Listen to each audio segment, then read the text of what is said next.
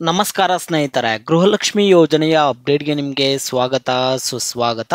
ಸ್ನೇಹಿತರೆ, ಗೃಹಲಕ್ಷ್ಮಿ ಯೋಜನೆಯ 19ನೇ ಕಂತಿನ ಹಣದಲ್ಲಿ ಹೊಸ ಬದಲಾವಣೆ ಆದರೆ ಆಗಿರುವಂಥದ್ದು.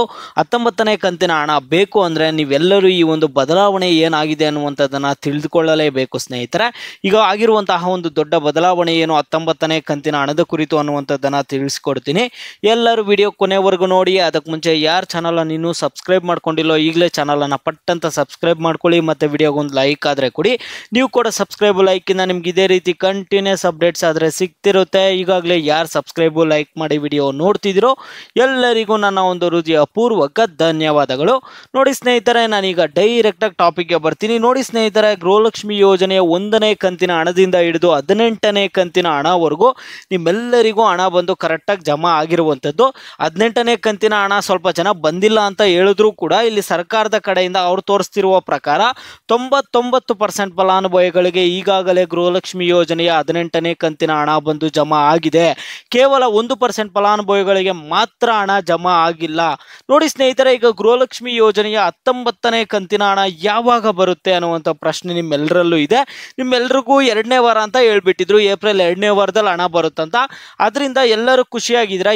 ಈ ಏಪ್ರಿಲ್ 2ನೇ ವಾರದಲ್ಲಿ ಹಣ ಬಂದ್ಬಿಡುತ್ತೆ, ನಮಗೆ ನಾವು ಖುಷಿಯಾಗಿರ್ಬೋದು ಅಂತ ಎಲ್ಲರೂ ಒಂದು ಖುಷಿಯಾಗಾದರೆ ಇರ್ತೀರಾ. ಆದರೆ ಸರ್ಕಾರದವರು ನಿಮ್ಮೆಲ್ಲರಿಗೂ ಒಂದು ಬಿಗ್ ಶಾಕ್ ಕೊಟ್ಟಿರುವಂಥದ್ದು, ಇಲ್ಲಿ ದೊಡ್ಡ ಬದಲಾವಣೆ ಆದರೆ ಮಾಡಿರುವಂಥದ್ದು. 19ನೇ ಕಂತಿನಲ್ಲಿ ಏನೇನು ನಡೀತಿದೆ 19ನೇ ಕಂತಿನಲ್ಲಿ ಅನ್ನುವಂಥದ್ದನ್ನು ತಿಳಿಸ್ಕೊಡ್ತೀನಿ.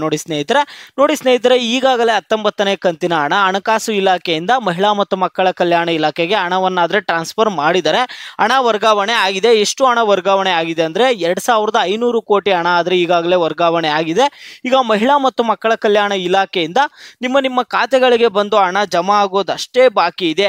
ನೀವು ಕೇಳ್ಬೋದು, ಎಲ್ಲ ಕರೆಕ್ಟಾಗಿ ಇದೆ ಅಲ್ಲ, ಹಾಗಾದ್ರೆ ಏನು ದೊಡ್ಡ ಬದಲಾವಣೆ ಏನಾಗಿದೆ ಅಂತ ನೀವು ಕೇಳೋದಾದ್ರೆ, ಈಗ ಮೊದಲೆಲ್ಲ ನಿಮಗೆ ಕೆಲವರಿಗೆ ಗೃಹಲಕ್ಷ್ಮಿ ಯೋಜನೆಯ ಹಣ ಬರುತ್ತಂದ್ರೆ ಒಂದು 2 ದಿಂದ 3 ದಿನ ಒಳಗಡೆ ಎಲ್ಲ ಜಿಲ್ಲೆಗಳಲ್ಲೂ ಒಂದು ಮ್ಯಾಕ್ಸಿಮಮ್ ಫಲಾನುಭವಿಗಳಿಗೆ ಹಣ ಬಂದು ಜಮಾ ಆಗ್ತಿತ್ತು. ಈ ಹಿಂದೆ ಈ ರೀತಿಯಾದ ಪ್ರೋಸೆಸ್ ಆದರೆ ಇತ್ತು 18ನೇ ಕಂತಿನ ಹಣವರೆಗೂ.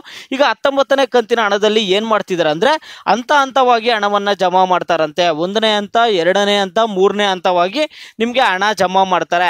ಈಗ 1ನೇ ಹಂತದಲ್ಲಿ ಒಂದು 40 ಲಕ್ಷ ಫಲಾನುಭವಿಗಳಿಗೆ, 2ನೇ ಹಂತದಲ್ಲಿ ಒಂದು 40 ಲಕ್ಷ ಫಲಾನುಭವಿಗಳಿಗೆ, ಮತ್ತೆ 3ನೇ ಹಂತದಲ್ಲಿ ಇನ್ನು ಉಳಿದಿರುವಂತಹ ಫಲಾನುಭವಿಗಳಿಗೆ ಹಣ ಜಮಾ ಮಾಡ್ತಾರಂತೆ ಸರ್ಕಾರದ ಕಡೆಯಿಂದ. ಈ ರೀತಿಯಾದ ಒಂದು ಹೊಸ ಬದಲಾವಣೆ ಆದರೆ ಬರ್ತಿರುವಂಥದ್ದು. ನೀವು ಕೇಳ್ಬೋದು, ನಮಗೆ ಮೊದಲನೇ ಹಂತದಲ್ಲೇ ಹಣ ಬೇಕು, ಹಾಗಾದ್ರೆ ನಾವು ಏನು ಮಾಡಬೇಕು ಅಂತ ನೀವು ಕೇಳೋದಾದ್ರೆ ಸ್ನೇಹಿತರೆ, ಅದು ನಿಮಗೆ ಮೊದಲನೇ ಹಂತದಲ್ಲೇ ಹಣ ಕೊಡ್ತಾರೆ ಅಂತ ಯಾರೂ ಹೇಳೋಕ್ಕಾಗಲ್ಲ. ಯಾರು ಮೊದಲನೇ ಹಂತದಲ್ಲೇ ನಿಮಗೆ ಹಣ ಬರೋ ರೀತಿ ಆದರೆ ಮಾಡಲ್ಲ, ಅದು ಲಕ್ಕು, ಅದು ಏನು ಮಾಡೋಕ್ಕಾಗಲ್ಲ. ನೋಡಿ ಸ್ನೇಹಿತರೆ, ನಿಮ್ಗೆ ಮೊದಲನೇ ಹಂತದಲ್ಲಾದರೂ ಬರ್ಬೋದು, 2ನೇ ಹಂತದಲ್ಲಾದರೂ ಬರ್ಬೋದು, 3ನೇ ಹಂತದಲ್ಲಾದರೂ ಬರ್ಬೋದು. ನೋಡಿ, ಇಲ್ಲಿ ರಾಜ್ಯದ 31 ಜಿಲ್ಲೆಗಳಿಗೂ ಹಣ ಆದರೆ ಜಮಾ ಮಾಡ್ತಾರೆ ಮೊದಲನೇ ಹಂತದಲ್ಲಿ. ಈಗ 31 ಜಿಲ್ಲೆಗಳಲ್ಲೂ ಸ್ವಲ್ಪ ಫಲಾನುಭವಿಗಳಿಗೆ ಹಣ ಜಮಾ ಆಗ್ಬೋದು. ಇಂಥ ಫಲಾನುಭವಿಗಳಿಗೆ ಹಣ ಜಮಾ ಆಗುತ್ತೆ ಅನ್ನುವಂಥದ್ದು ಏನೂ ಇಲ್ಲ. ಈಗ ಮೊದಲನೇ ಹಂತದಲ್ಲಿ ನಿಮ್ಗೆ ಹಣ ಜಮಾ ಆಗ್ಬೋದು, ಇಲ್ಲಾಂದರೆ 2ನೇ ಹಂತದಲ್ಲಿ ಆಗ್ಬೋದು, ಇಲ್ಲಾಂದರೆ 3ನೇ ಹಂತದಲ್ಲಿ ಆಗ್ಬೋದು. ಇಲ್ಲಿ ಪ್ರಾಬ್ಲಮ್ ಆಗ್ತಿರುವಂಥದ್ದು ಏನಂದ್ರೆ, ಈಗ 1-2 ದಿನದಲ್ಲಿ ಈ ಪ್ರೋಸೆಸ್ ಆದರೆ ಮುಗೀತಿಲ್ಲ. ಮೊದಲನೇ ಹಂತದಲ್ಲಿ ಹಣ ಜಮಾ ಮಾಡ್ತಾರೆ. ಮೊದಲನೇ ಹಂತದಲ್ಲಿ ಎಲ್ರಿಗೂ ಹಣ ಜಮಾ ಆಗೋ ಒಳಗಡೆ 1 ವಾರ ಟೈಮ್ ತಗೊಳ್ತಾರಂತೆ. 2ನೇ ಹಂತದಲ್ಲಿ ಹಣ ಜಮಾ ಮಾಡೋಕ್ಕೆ 1 ವಾರ ಟೈಮ್ ತಗೊಳ್ತಾರೆ. 3ನೇ ಹಂತದಲ್ಲಿ ಹಣ ಜಮಾ ಮಾಡೋದಕ್ಕೆ ಇನ್ನೊಂದು ವಾರ ಟೈಮ್ ತಗೊಳ್ತಾರೆ. ಈ ಮೊದಲನೇ ಹಂತ, 2ನೇ ಹಂತ, 3ನೇ ಹಂತದಲ್ಲಿ ನಿಮಗೆ ಹಣ ಜಮಾ ಮಾಡೋದಕ್ಕೆ ಟೋಟಲ್ ಆಗಿ 3 ವಾರ ಆದರೆ ಟೈಮ್ ತಗೊಳ್ತಾರೆ. ಹತ್ರ 3 ವಾರದಿಂದ 30 ದಿನವರೆಗೂ ಕೂಡ ಟೈಮ್, ಮ್ಯಾಕ್ಸಿಮಮ್ 30 ದಿನವರೆಗೂ ಕೂಡ ಟೈಮ್ ತಗೋಬಹುದು. ಆದಷ್ಟು ಒಂದು 3 ವಾರ ಒಳಗಡೆ 3 ಹಂತದ ಒಂದು ಹಣವನ್ನು ರಿಲೀಸ್ ಮಾಡಿ ನಿಮ್ಮ ಖಾತೆಗಳಿಗೆ ಜಮಾ ಮಾಡ್ತಾರೆ.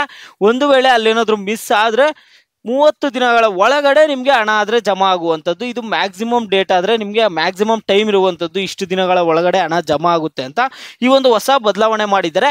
ಈ ಹಿಂದೆ ಕೂಡ ಇದೇ ರೀತಿ ಆಗ್ತಿತ್ತು, ಕೆಲವ್ರಿಗೆ ಹಣ ಬಂದ್ಬಿಡ್ತಿತ್ತು, ಇನ್ನು ಕೆಲವರಿಗೆ ಒಂದು 10 ದಿನ ಆದರೂ ಹಣ ಬರ್ತಿರ್ಲಿಲ್ಲ, 20 ದಿನ ಆದರೂ ಹಣ ಬರ್ತಿರ್ಲಿಲ್ಲ. ಸಾಕಷ್ಟು ಜನ ಕಾಮೆಂಟ್ಸಲ್ಲಿ ಹೇಳ್ತಾನೆ ಇರ್ತಿದ್ರು. ಸಾಕಷ್ಟು ಜನರು ಹಣ ಬಂದಿದೆ ಅಂತ ಕಾಮೆಂಟ್ ಮುಖಾಂತರ ತಿಳಿಸಿದಾಗ, ಇನ್ನು ಕೆಲವರು ನಮ್ಗೆ ಹಣ ಬಂದಿಲ್ಲ, ಏನು ಮಾಡಬೇಕು, ನಮ್ಗೆ ಹಣ ಬರುತ್ತಾ ಬರಲ್ವಾ ಅಂತ ಪ್ರಶ್ನೆ ಮಾಡ್ತಾನೆ ಇದ್ರು ಕಾಮೆಂಟ್ ಮುಖಾಂತರ. ಈಗ ನೋಡಿ, ಸರ್ಕಾರದವರೇ ನಿಮ್ಗೊಂದು ಕ್ಲಾರಿಫಿಕೇಶನ್ ಕೊಟ್ಟಿದ್ದಾರೆ. ಎಲ್ಲಾ ಒಂದು ಫಲಾನುಭವಿಗಳಿಗೆ 1,30,00,000 ಫಲಾನುಭವಿಗಳಿಗೂ ಒಂದೇ ಸರಿ ನಾವು ಹಣ ಜಮಾ ಮಾಡೋದಕ್ಕಾಗಲ್ಲ, ಹಂತದಲ್ಲಿ ಜಮಾ ಮಾಡ್ತೀವಿ ಅಂತ ಇಲ್ಲಿ ಸರ್ಕಾರದವರೇ ಒಂದು ನಿರ್ಧಾರ ತೆಗೆದುಕೊಂಡಿರುವಂಥದ್ದು ಸ್ನೇಹಿತರೆ. ಈಗ ಈ ಕುರಿತು ನಿಮ್ಮ ಅಭಿಪ್ರಾಯ ಮತ್ತು ಇದುವರೆಗೂ ನಿಮಗೆ ಗೃಹಲಕ್ಷ್ಮಿ 1ನೇ ಕಂತಿನ ಹಣದಿಂದ ಹಿಡಿದು 18ನೇ ಕಂತಿನ ಹಣವರೆಗೂ ಯಾವುದೇ ಸಮಸ್ಯೆ ಇಲ್ಲದೆ ನಿಮ್ಮ ಖಾತೆಗಳಿಗೆ ಹಣ ಬಂದಿದೆಯಾ ಬಂದಿಲ್ವಾ ಅನ್ನುವಂಥದ್ದನ್ನು ವಿಡಿಯೋಗೆ ಲೈಕ್ ಮಾಡ್ಬಿಟ್ಟು ಕಾಮೆಂಟ್ ಮುಖಾಂತರ ತಿಳಿಸಿ. ಹಣ ಬಂದಿದ್ರೆ ವಿಡಿಯೋಗೆ ಲೈಕ್ ಮಾಡ್ಬಿಟ್ಟು ಕಾಮೆಂಟ್ ಮುಖಾಂತರ ಹಣ ಬಂದಿದೆ ಅಂತ ತಿಳಿಸಿ. ಹಣ ಬಂದಿಲ್ಲ ಅಂದರೆ ವಿಡಿಯೋಗೆ ಲೈಕ್ ಮಾಡ್ಬಿಟ್ಟು ಕಾಮೆಂಟ್ ಮುಖಾಂತರ ಹಣ ಬಂದಿಲ್ಲ ಅಂತ ತಿಳಿಸಿ.